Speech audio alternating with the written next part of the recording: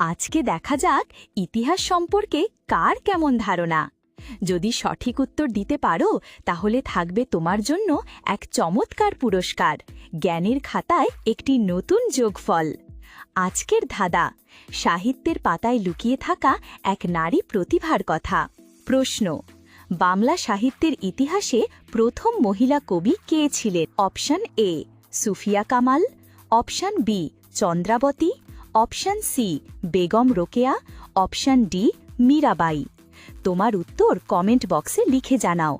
দেখি তো কার জানা আছে বাংলা সাহিত্য নিয়ে। আগের প্রশ্নের সঠিক উত্তর, ঢাকার পুরাতন নাম জাহাঙ্গীরনগর। মোগল সম্রাট জাহাঙ্গীরের নামে নামকরণ, আনুমানিক ১৬১০ সালের দিকে। এবং সঠিক উত্তরদাতার নাম সজীব বিশ্বাস। এমন মজার মজার প্রশ্ন, ইতিহাস, সাহিত্য আর জ্ঞানের খেলা পছন্দ করে থাকো তাহলে এখনই আমাদের চ্যানেলটি সাবস্ক্রাইব করে ফেলো।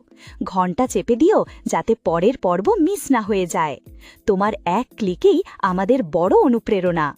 ধন্যবাদ সবাইকে, দেখা হবে পরের ধাঁধায়।